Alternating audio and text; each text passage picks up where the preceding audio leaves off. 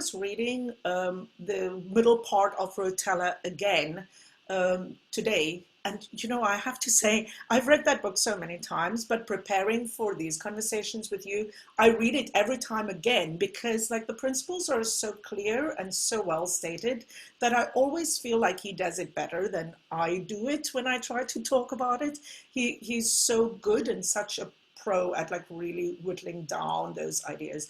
And it really struck me when I was reading most of this morning, spent reading chapters 8 through 14, how much of that is about positive reinforcement of yourself, picking positive thoughts, dealing with yourself in a good way. And a lot of our guiding principles for Belcanto Bootcamp is going to start there in like how you treat yourself.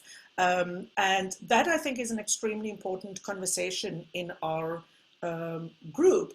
Janet is not the first singer who says that as a young singer she was told that she wasn't good enough. That kind of thing happens a lot in our world. And I feel that a lot of what I deal with singers, with professional singers on a daily basis, is to try and get that thought process to be more productive, more positive, more clear, more simple, because they're wading through so many negative thoughts and so many complex ideas about singing that really makes it very hard for us to function. So our conversation today really is about really what do we think, right? Last week we were talking about the fact that you can choose how to think, that your thoughts are a choice and they're not something that happens to you. And of course this kind of continues that same idea. What we're going to do is I'm going to like bring up some of the concepts that's in that book, and then I want to kind of hear what your feeling is about that. So what we're talking about mostly is this thing that Rotella calls the pre-shot routine. So pre-shot routine being like thinking the same thing, having consistent thought, which I think is really something underexplored in our world. Singers tend to think, and they tend to think lots of different things, and they tend to change their minds about what they're thinking on a moment-to-moment basis. And because that process gets so convoluted, they are told not to think. And then they tell themselves not to think, and then they come in a very pressured situation, and then they think again, and then they're right back where they started, like making themselves incapable of functioning by thinking negative thoughts, basically, right? And so the conversation that I really want to have has to do with what is the difference between like a good positive thought and how to not have negative thoughts. So the pre-shot routine really for Rotella starts with what he calls a trigger, right? The thing that triggers you to go in what he calls a bubble. Now, this is a different thing. Those of you who were with us before the summer session, we talked about this bubble idea, right? Many performers, sports people will talk about this bubble, that they feel in this place where everything is very focused and very quiet. People will say that things disappear. They don't hear anything around them anymore. It's a state of focus, right? And many people talk about bubble for a singer in a way that they feel that the bubble is something that exists in the practice room. And then you go outside of the bubble onto the stage. And one of the first people I really heard talk in our business about like being in a bubble when you perform is when my friend Stephen Smith said that in the perfect world, the singer has that bubble in which he has this freedom and focus, and then he takes that bubble with him on stage, which is a very different way of thinking about it. And that is how I like my singers to think, right? That is, you are practicing how to think, and then you keep thinking that way on stage so that there's not this big divide. So what I want you to think about, and then I'm going to ask you to like have ideas, is like what triggers the stepping into the bubble for you, right? It can be different things. It can be the start of the introduction of your aria, or it can be if you're in an opera singing with other people, it can be like the line before you sing, or you can enter into that bubble when you get from your dressing room onto the stage, and then your goal is to stay in that bubble for an entire opera. So it is different for different people. Some people enter the bubble already when they're in the dressing room, and they walk in that bubble. That is like a focus for them. So that is the first thing that I want to hear. How many of you have explored this idea, or have, whether it is consciously or subconsciously, experienced that sensation of like being in a bubble of, let's say, concentration, focus on what it is you have to do? Who wants to lead us off? Yes, Vanessa. Yeah, thank you. I love this concept, and I've heard the two of you talk about it for a couple of years now since I've known you. It really landed really well for me this week, and I'm very grateful for that. I had a lot of success going into the bubble when after you prompted us to think, what is actually going on in your brain when you're singing and when you're about to start singing. And for me, it's just this laundry list of self-loathing, and that has to stop. And so for me, the solution was to get out of my head and into my body. If the solution in the path forward is to trust ourselves as singers and trust that my body, my voice is just, it's naturally set up. I am a singer, so it'll happen. I've been studying long enough. How I access that trust is to go into the body. So I have like a series of really short one-word cues to just somatically get into my body and out of my head, and that really helps. It's just like body, suspend, space, go. And then when I'm singing, it's just go, go, go, go, go, go, go, which is a really empowering word for me.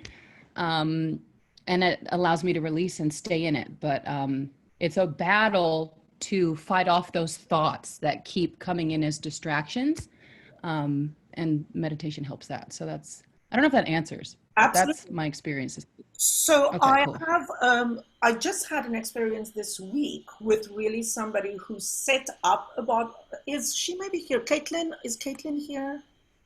No, I'm sure that Caitlin doesn't mind me talking about it. Like we had a recording session together, and she was like, she visualizes. Yeah, Rotella also talk about visualizing as a tool to get you into that state of mind.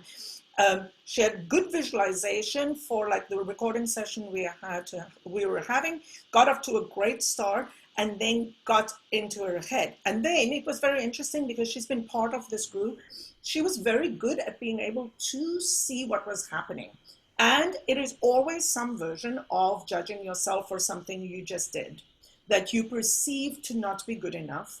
And that in essence allows you to lose concentration, right? You are no longer going, you are no longer concentrating on your job. And in a moment, we will talk about like what that is. And a lot of that we're really going to explore in the fall, right? Because that is like something that you have to practice when you sing.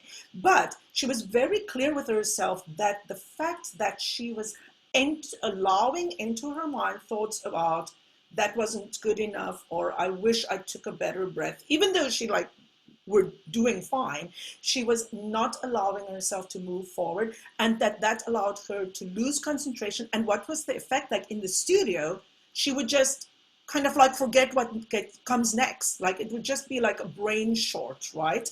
And so that is an extremely important thing for us to like start to really think, is that you have to stay in a positive reinforcing thought. I wonder if yes, Martha. Martha, you're muted.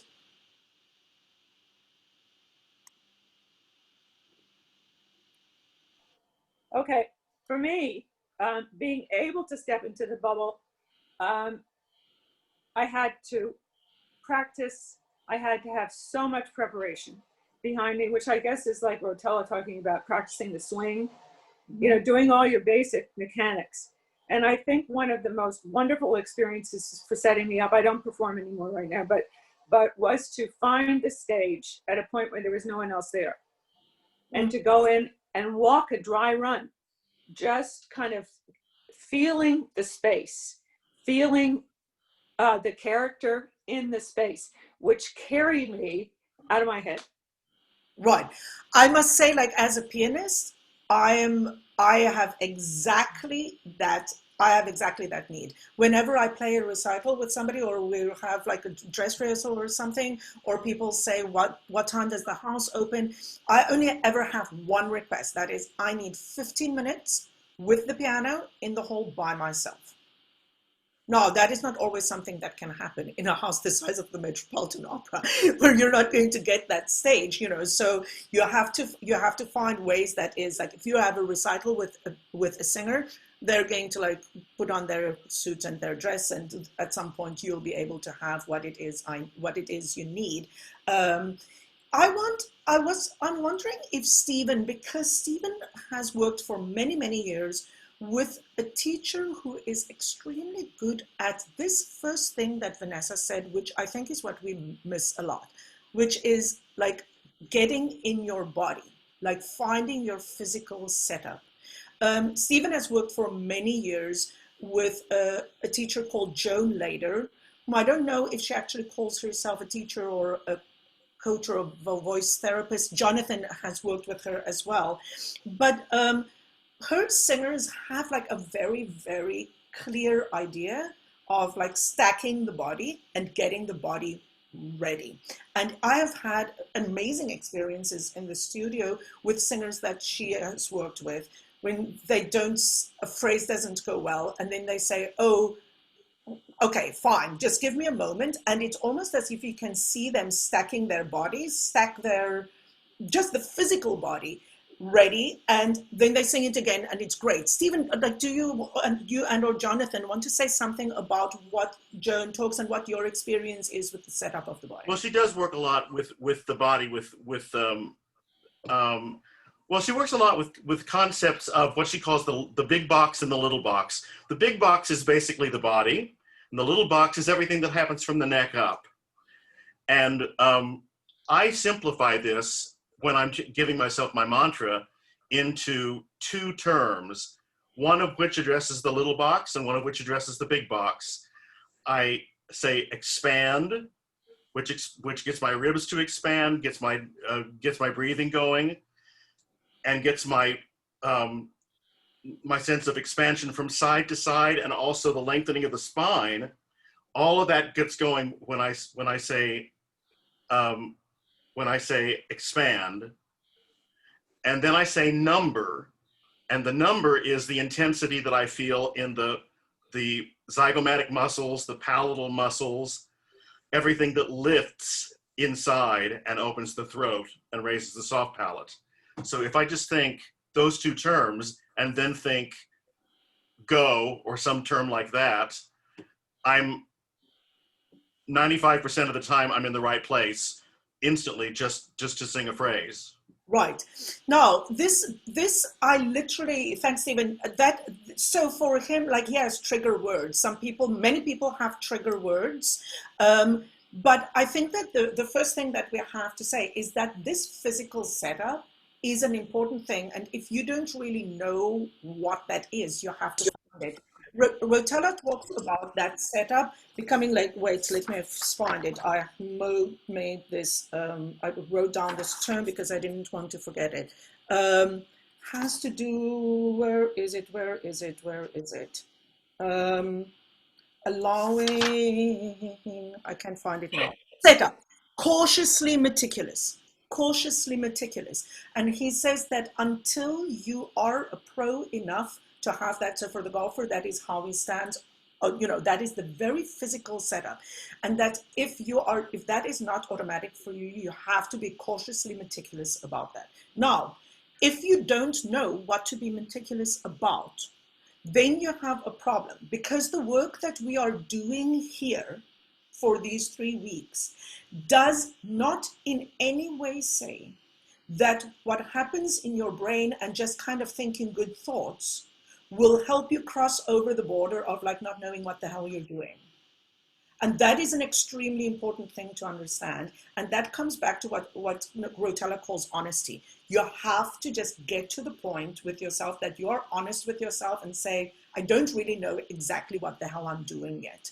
Because there is no such thing as trust and confidence if you don't actually trust that you know what to do, right? And so that is what we are going to spend a lot of time in the fall like talking about. But this physical setup thing is something that you need to find with your teacher, that you need to find through practice. I mean, like, when is the body ready? When I see Joan's students do that adjustment, you know, those like in musical theater, they have those like canes that I guess you also have it in real life, right? When you have a hip replacement, you have those canes that fold up, and then you like shake it and it goes click, click, click, and then the whole thing is like a strong cane. Like that is the feeling that I have when I see a singer stack like that. I feel like the body goes, you know, is what Stephen calls expand. You need to have that so that you know that your body is like ready to function.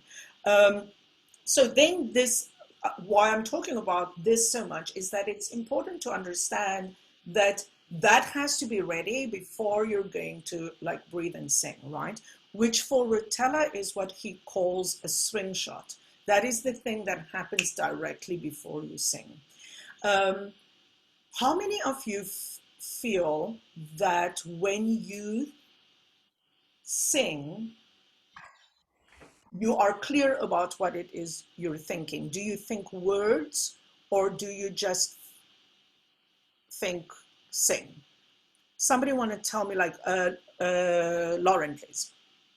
And this is just a caution, this is brand new for what we've done this summer. So this is a new skill I'm learning, but I found that I think solely in sound. I need to audiate as much as I possibly can, so that I have a clear, like a crystal clear vision of what I hear in my head, and like the perfect idealized sound. I imagine it, this is very millennial, but I imagine it like Harry Potter. And in order to cast a perfect Patronus charm, you have to just concentrate so much on exactly what that memory is or what that idea is, or else it's just not going to work.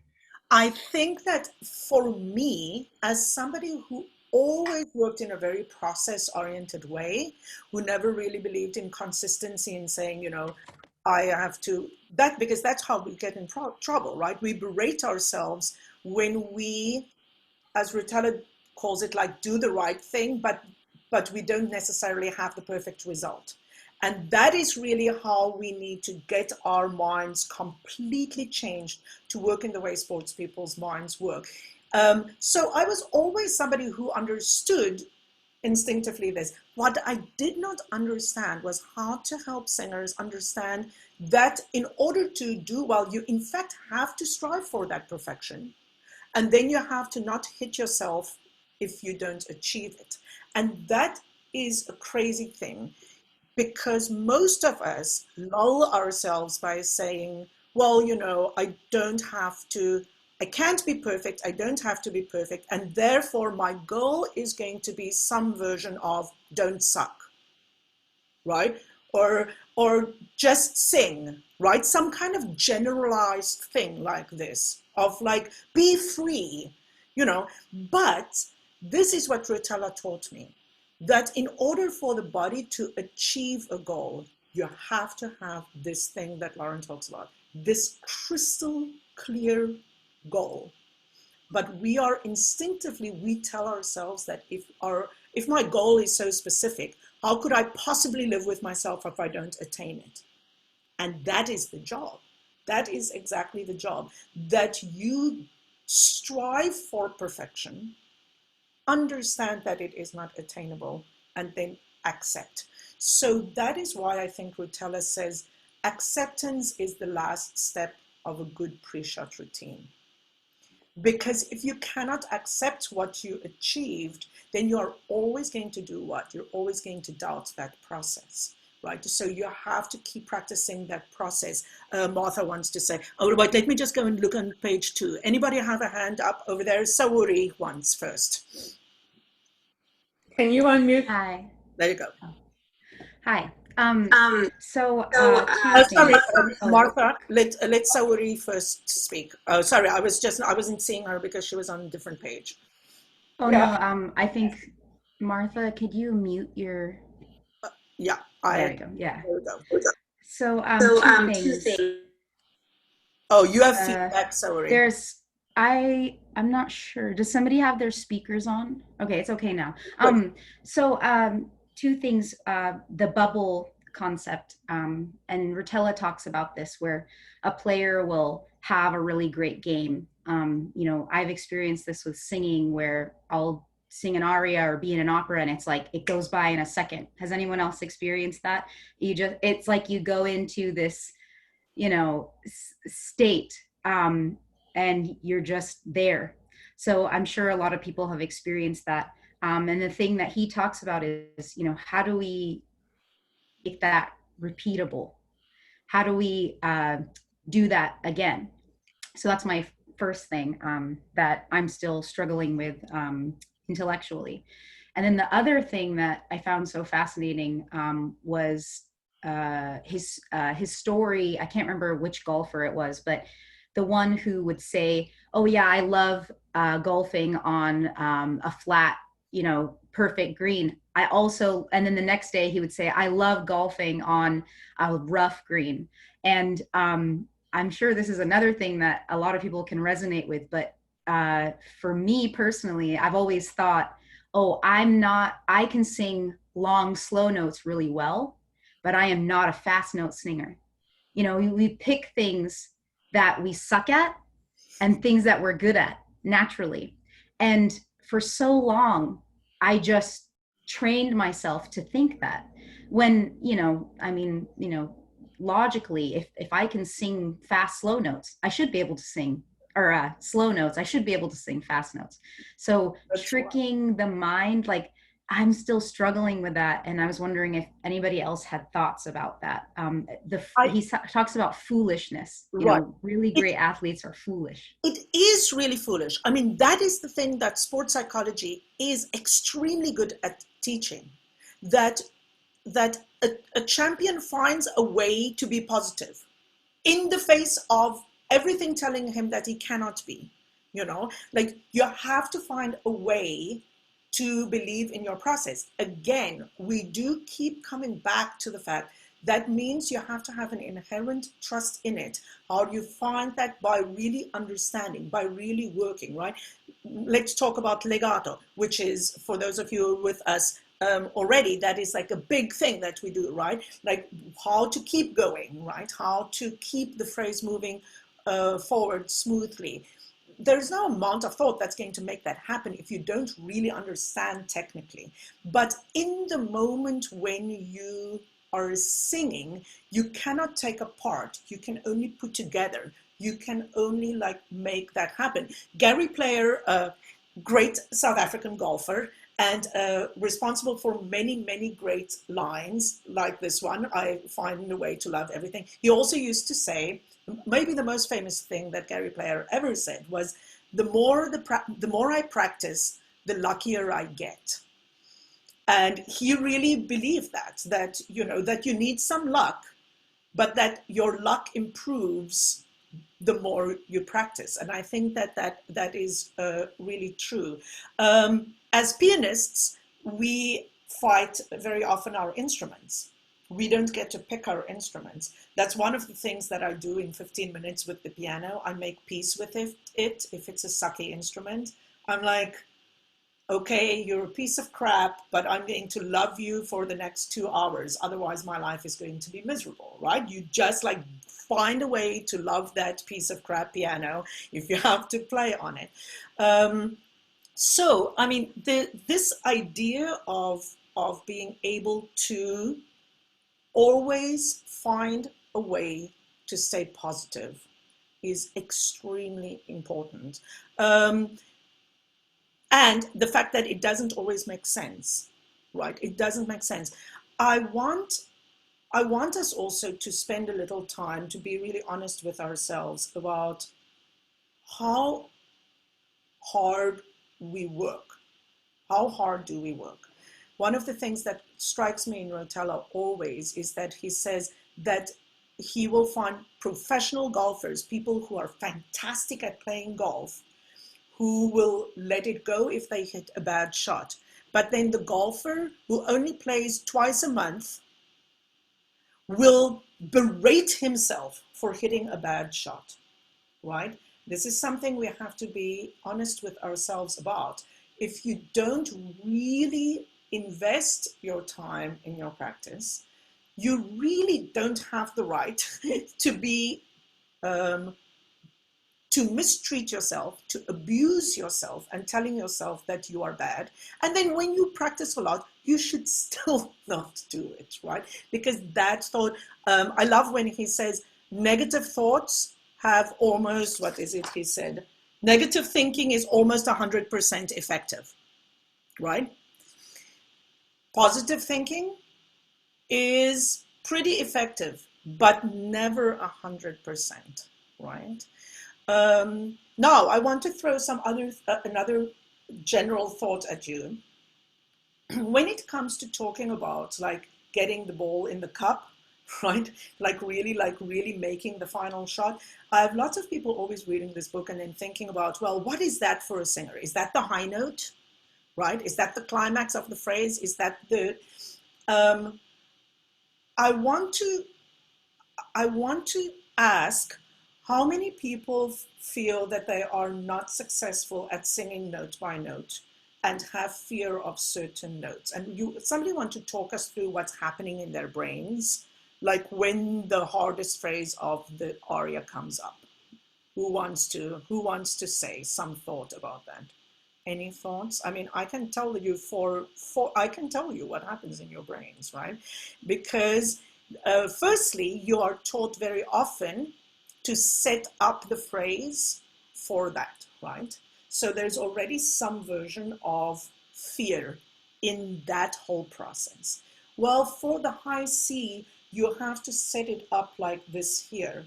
That seems like a good idea until you understand that the whole setup is based in fear, right? Because you've already told yourself that you have to now sing this note perfect, otherwise that high C is going to suck. And therefore, it is really a better idea for the singer to attach all of their dreams and desires to all the notes. You have to spread your love around, right? If you desire perfection for all the notes, then you accept for all of the notes when they're not perfect and when they are perfect, right? Yes, so Uri. Yeah, I've been trying something, and I just am curious what you all think. When I have a high C or something like that, I am scared of it. I'll make it, my goal is the note afterwards, or the phrase, the end of the phrase, right? Like, right now I'm working on the come scolio non videnda da. So I don't think about the C. I just let the C, it's just part of the phrase. And I just go to the end. What do you think about that? So in my experience, I really believe like in what I call pregnant notes. Like you have to be pregnant with a note, right?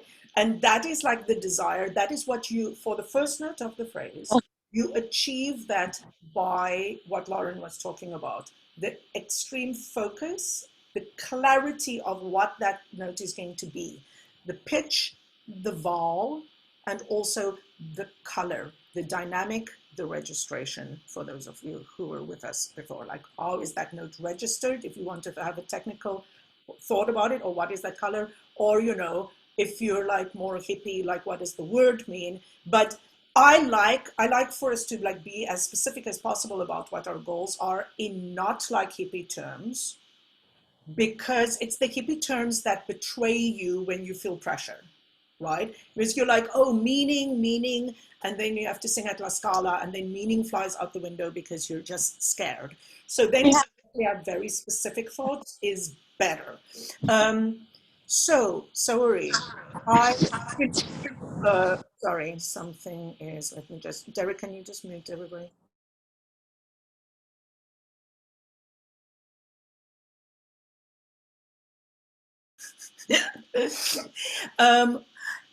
If you can really commit to wanting every note perfect, you can commit to that to your high C as well, but you're committing to the perfection of the high C when the note before the high C. And when you are on the high C, you are committing to the perfection you desire for the note after the high C. In that way, you are always moving on, right?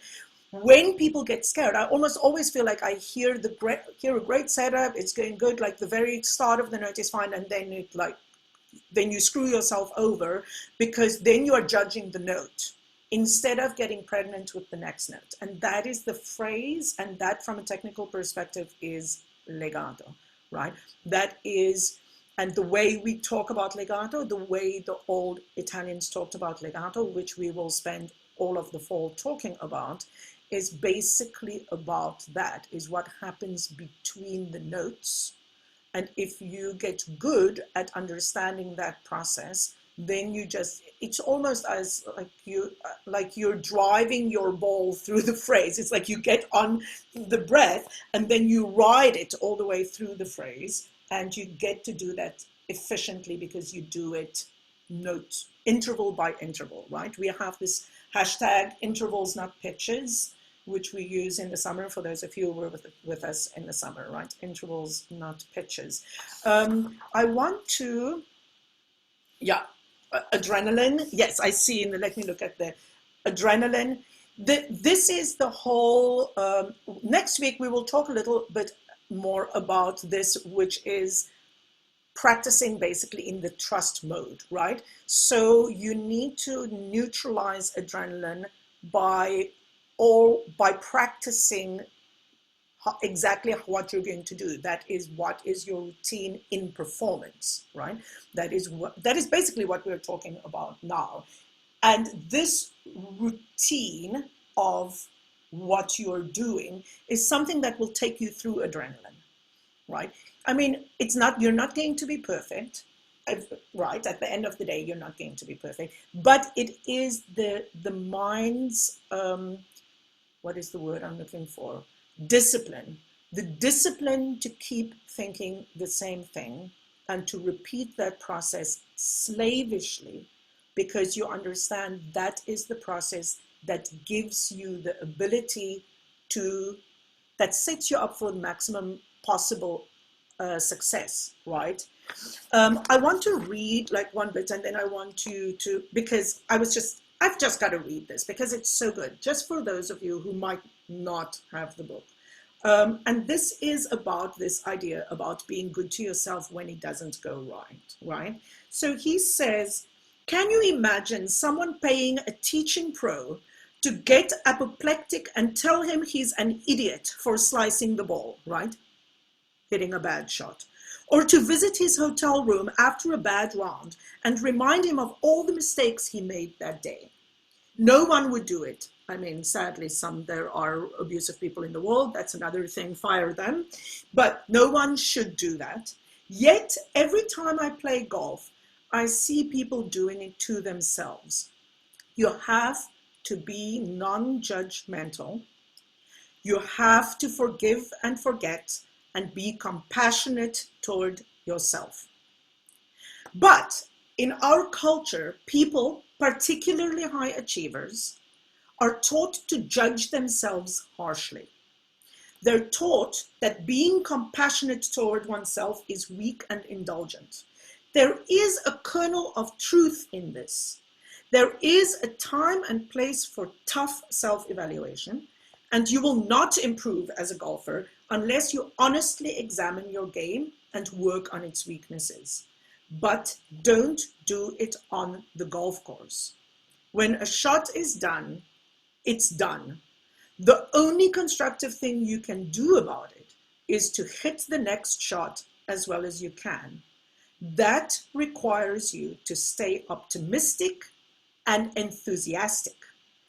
If you must have expectations about results, expect to make some mistakes, right? So the only way to really keep moving forward is to forgive and forget, like let it go.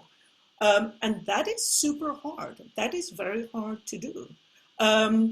Somebody tell me, like, what's happening in your minds at the moment? What are you thinking?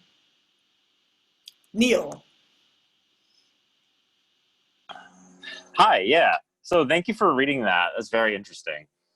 I just the idea that you said that to expect to make mistakes, I'm trying to wrap my head around, because I think that that is onto a great concept. I'm trying to think about what that could mean for me, as opposed to saying like, oh, I'm gonna play wrong notes, nah, whatever, which of course not. But That is the dualism, right? It's like because you understand that singing is a human game, singing is done by humans, therefore there is no such thing as perfection. It is a human endeavor. So therefore, in the bigger scheme of things, you expect that something will go wrong at some point, because such just is life. That does not mean that when you are ready to sing or play, you're like, well, this is going to be the time when it goes wrong. No, you're just like, in the bigger scheme of an entire evening of singing, some shit's gonna happen. The trick is that you're not going to change your mind about how you sing. And this, I know this is something we talked about last week, and you have to, but you have to keep telling yourself, you have to keep organizing that that is in fact not what you do when you sing. The vast majority of you, when something goes wrong, in that moment, you try to teach yourself a lesson.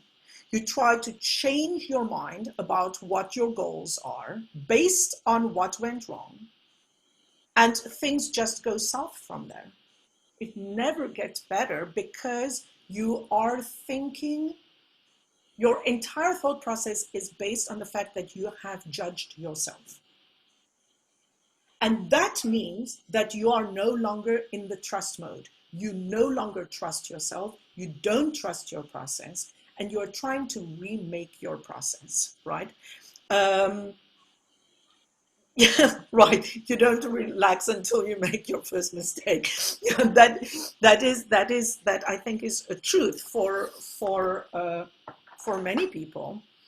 Are you afraid of it? Are you afraid of making that mistake, right? If you're a singer, are you afraid of like the moment when it's not going to go right? Which is why I love this idea of just taking the stakes out of certain notes, right? If you really believe that, like if you're a tenor who's singing bohème, you only have to sing like 4 high notes in the entire evening, right? If you don't put all the stakes in those notes and you say like you are doing your job through all of the hundreds of other notes that you have to sing, and that process will carry you through all of those moments, then that is a very different way of thinking, and you get to love all of the notes. Yes, somebody's sitting there thinking, well, the audience only cares about the high notes. Well, I cannot like take responsibility for the audience's stupidity, and nor should you.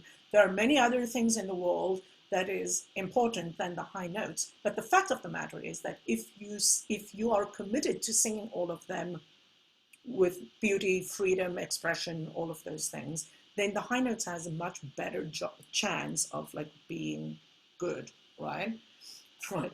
Yes, it is bad to count how many high C's, Saori. Stop it.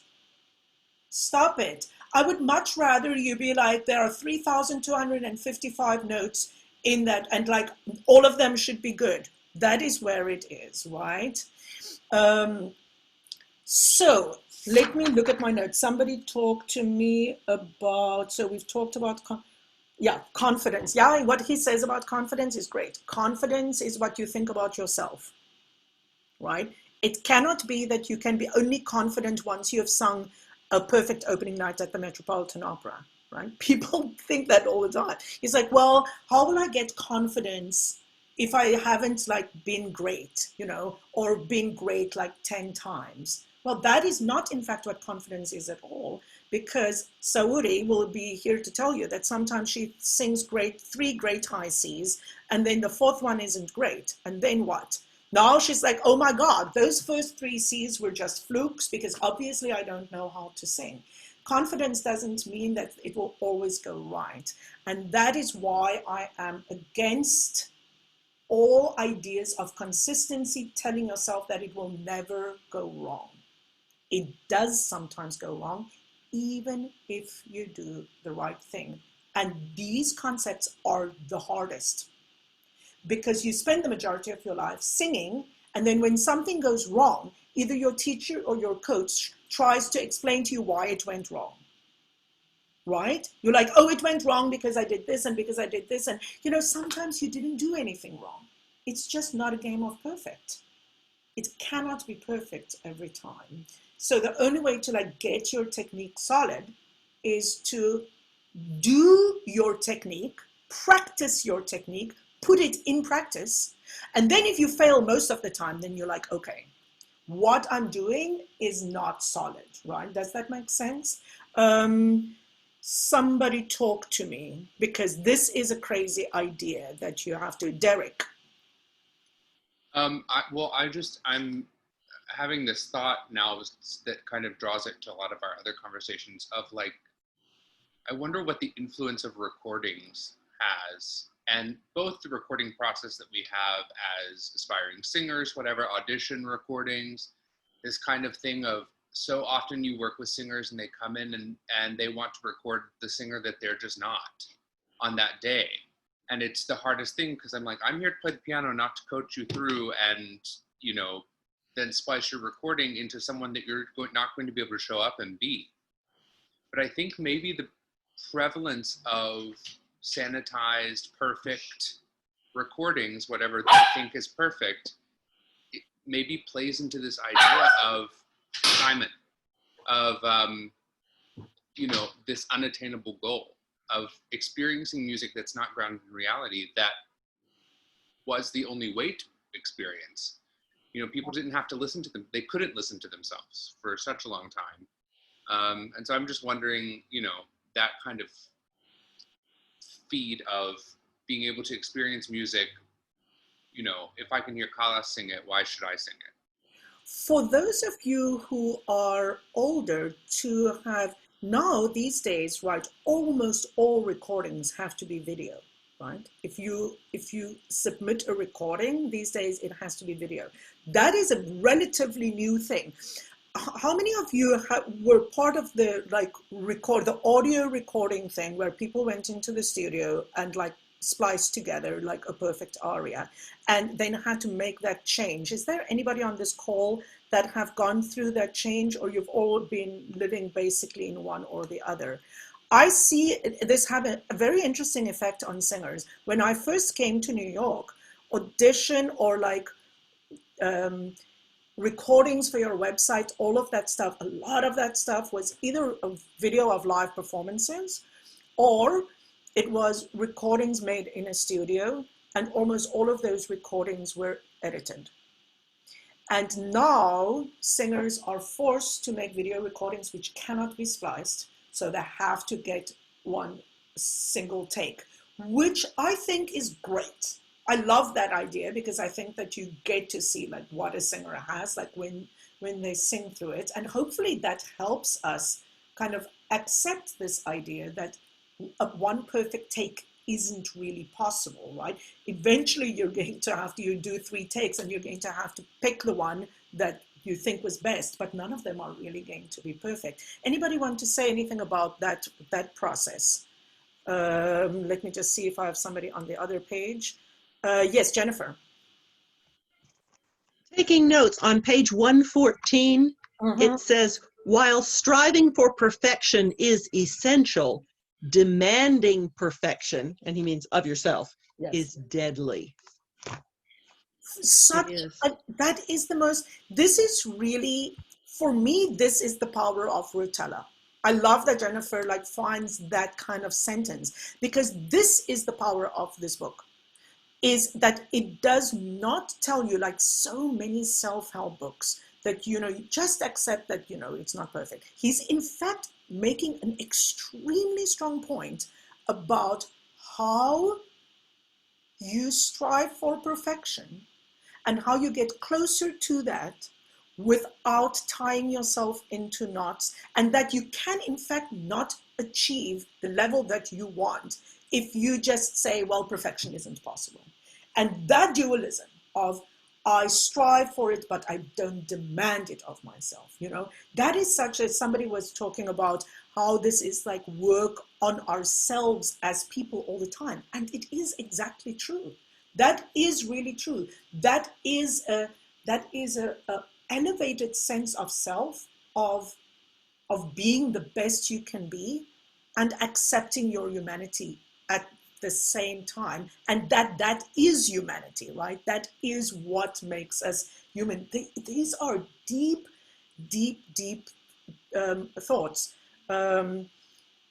What is that you want? What are you expecting? Yeah, we are all, everybody is like, you have to stop that. The idea of judging yourself to the point where you are treating yourself poorly is a dead end street. And it is what we have to change. We have to change that about ourselves. We have to work all of the fall as hard as we can, and beyond that, for every day, to make that not happen, because I really believe that self-loathing, treating yourself poorly, is what leaves us as singers open to be abused by others.